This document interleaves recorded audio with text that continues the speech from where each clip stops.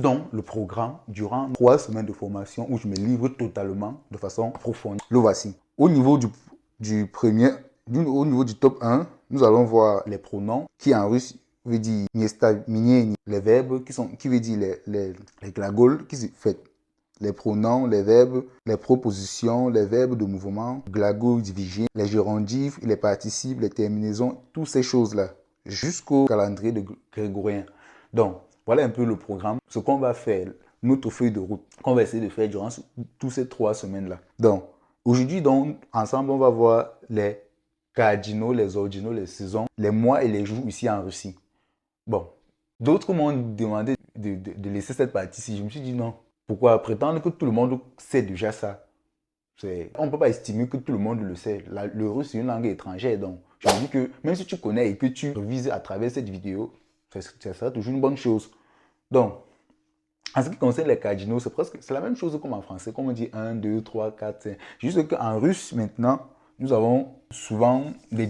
Au fait, il y a une différence là entre le 1. On a peut-être en français, on dit 1 et 1. Donc, on connaît deux genres de ce genre de cardinaux au niveau du premier 1. Par exemple, on dit 1 en français. Mais en russe, ici, on va dire Adi, par exemple, Adna et Adnoi. Ça se comprend déjà parce que au niveau du Adin, c'est généralement pour les genres masculins, Adna, genre féminin, Adnoi, genre neutre. Donc, même chose aussi pour Deva, Deva. Donc, c'est en gros un peu ça. Donc, et compter, pour ceux qui sont ici aussi, généralement, ont déjà appris à compter à l'école. C'est ce qu'on vous apprend au début de la leçon.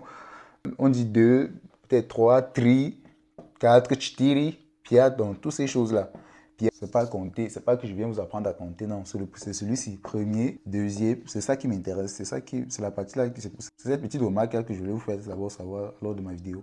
Donc, premier, первый, второй, comme on dit, ici en russe, on a des saisons comme l'hiver, l'hiver ici en Russie, c'est zima, le printemps, qui est veshna, qui égale printemps, l'automne, c'est l'automne, outrang, ce sont des saisons, hein, attendez, et je vais établir une petite différence ici. Outrang. Par exemple, on dit Dobry Out, le voici, qui veut dire bonjour. Nous avons ici maintenant les mots. Donc pour les mois, je vais essayer d'approfondir parce que c'est dit, prétendre que tout le monde connaît, c'est pas la même. C'est pas une bonne chose. Bon, je brosse juste, c'est une petite révision en fait.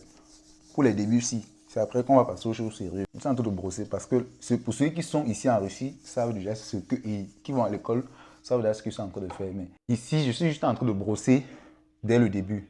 Par exemple, prenons pour les mois, par exemple, c'est la même chose, 12 mois. Le monde, c'est bon, en termes de mois, comme jusqu'ici. On a janvier, par exemple, qui est Yanvar. Bon, je ne vais pas écrire janvier, je vais juste vous mettre, enfin, je vais juste écrire les mots.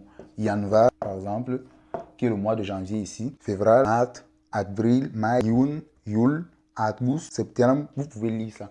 Mais de toutes les façons, je vais mettre la vidéo, le lien de description en bas de la vidéo. Donc, vous pouvez après aller jeter un œil, ça peut vous aider. Donc, maintenant, revenons, même chose aussi pour au niveau des jours, les jours de la semaine. On parle de polydie, neftonik, donc c'est la même chose.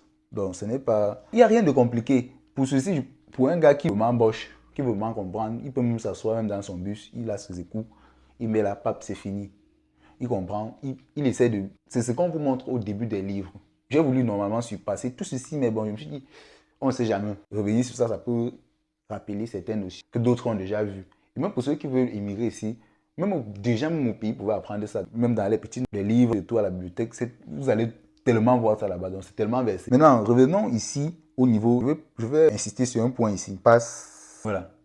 Bon, pas très bien. C'est encore ce qu'on appelle les indicateurs temporels. Par exemple, si je vois Pazaf Cherasi, ça veut dire avant-hier. Ça veut dire que au fait, ça veut dire que dans la phrase ici, on est en train de me parler d'un événement qui est déjà passé. Même chose, ça rejoint aussi le même groupe avec Fchera. Hier, ça veut dire qu'on me parle aussi donc ça veut dire que même le verbe que je trouve là-bas, le verbe sera toujours au passé. Un exemple. Bon, je n'ai pas voulu dire exemple, mais dans les prochaines vidéos, je vais essayer de développer ça plus en profondeur. Si vous n'y ce sont les verbes, quand on dit au présent, nastaïn, vremie, ce sont les du présent. Les verbes aussi du futur, par exemple, boudou. Bon, je conjugue déjà boudjet. Donc c'était un peu ça que je voulais vous présenter au début de cette minute de formation en ce qui concerne la langue russe. Mais je vais souligner un aspect ici très important. C'est que c'est bien de faire tout ceci. Ok, c'est bien vraiment, c'est fantastique de faire toutes ces choses ici, de se donner à fond. Parce que une chose est sûre, tu ne peux pas venir ici en Russie et t'en sortir sans la langue russe. Non, je dis bien non. C'est toujours bizarre quand une autre personne décide pour toi. Donc, quand il décide pour toi, ça veut dire qu'il comprend, il traduit pour toi. Il peut traduire selon ses émotions. Pourtant, toi, même si tu t'assois et tu écoutes des vidéos comme celle-ci, tu te mets à fond, tu vas bien t'en sortir aussi. Donc, j'étais en train de dire ceci. C'est bien de faire tout cela. Il y a une chose qu'il faut savoir, c'est de savoir le mettre en... En fait, c'est de voir l'utile, c'est de pouvoir le mettre en pratique et bénéficier de ça. Quand je dis bénéficier de ça, je parle de quoi? Par exemple, rechercher un travail ici en Russie. Quand tu pars me rechercher un travail, il y a des travaux que tu ne peux pas faire si tu ne connais pas la langue. Donc, l'utilité, c'est que après ça, tu le mets en pratique. Et c'est d'où ça devient aussi un autre obstacle pour d'autres personnes qui arrivent ici en Russie. Parce que si tu connais la langue russe, il faut maintenant savoir chercher du boulot, savoir converser avec l'employé qui est en train de te parler. C'est là que je vais essayer de vous montrer avec l'expérience que j'ai bien évidemment, comment est-ce que se comporter, que ce soit au téléphone ou même face à l'employeur qui, au fait, lors d'un entretien d'embauche, de façon simple, comment faire, c'est ça. Donc, si je suis en ligne, je prends mon téléphone, je suis en train de, peut-être que ce soit sur Avito, Ashrabota ou Vek, en fait, peu importe les réseaux sociaux. Donc, dès que je lance l'appel, quand ça sonne et que l'employeur prend, tout dépend de là. C'est là que tout se joue. J'ai récemment fait une vidéo ici sur comment se faire des amis.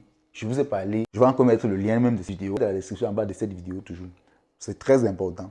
Je vous ai parlé d'un point. Être enthousiaste lors du premier contact. Avec, peu importe, le premier signe, l'image que les gens ont de vous, c'est très important. Je ne veux pas peut-être appeler quelqu'un et j'ai un ton malheureux. C'est moi qui ai besoin de lui. J'ai quitté mon pays, c'est pour là. Toi, tu m'observes aujourd'hui. Tu veux comprendre la langue. Tu es sur cette vidéo parce que tu veux comprendre la langue russe. Tu as quitté l'Afrique, je ne sais pas où. Peut-être au Mali, peut-être au Cameroun, Côte d'Ivoire, Bénin, tout ça. Tu as ton pays d'origine pour ici. Ça veut dire que tu es venu quelque part parce que tu avais un besoin. Ça veut dire que venir, c'est très important de savoir communiquer lors des premiers contacts avec l'employeur. Très, très important. Quand je dis allô, le ton de ma voix doit jouer à ma faveur. Je ne dois pas appeler quelqu'un comme si j'avais un deuil sur moi, comme si j'étais triste, comme si j'avais tous les problèmes. Non, mon type, non. Quand tu dis allô, l'interlocuteur doit sentir une énergie vivante, une personne vivante, une joie que tu dégages même à travers le téléphone. Autre exemple, j'ai eu généralement à causer, au fait, ce sont des expériences que moi-même j'ai vécues. Je cause avec peut-être un employeur et tout. Quand il te dit, il va te rappeler. Sache que la plupart du temps, c'est mort. Quand on te dit qu'on va te rappeler, c'est que c'est mort, tu as échoué. Pour éviter cela, il faut être très dynamique au téléphone lors des premiers contacts. Très, très dynamique. De deux, savoir le nom. Connaître le nom de celui que tu appelles. Prononcer son nom, c'est très capital. Très, très capital. Je sais, quand tu viens d'arriver, même quand on te présente le nom d'un russe, c'est trop compliqué, c'est trop dur. Mais tu dois t'habituer parce que tu as besoin de ça. Le nom de quelqu'un, c'est le son le plus agréable qu'il puisse entendre. Lorsque tu le présentes sur une demande, retiens ça comme ça. Le nom de ton inculteur, c'est le son le plus agréable. Les politiciens ont besoin même les politiciens, de leur côté aussi, ont besoin de savoir. En fait, font tout pour connaître le nom de ceux qui vont voter pour eux. Oublier cela, c'est comme, en fait, c'est la négligence. Tu vois un peu? Donc, chaque personne aime écouter, en fait, aime sentir que le vis-à-vis a beaucoup d'intérêt. En fait, je vais dire ça comment? La plupart des personnes se sentent, je vais prendre quel exemple? La plupart des personnes se sentent plus à l'aise lorsque eux sentent que non, tu reconnais au moins le nom. Lors d'une conversation très, très, très important. Ces facteurs, si ne les négliger absolument pas. Voici, aujourd'hui, on a commencé avec un nouveau programme et ce qu'on a fait, c'est juste un bref film. Ce n'est pas vraiment quelque chose de... La plupart des personnes qui sont ici le savent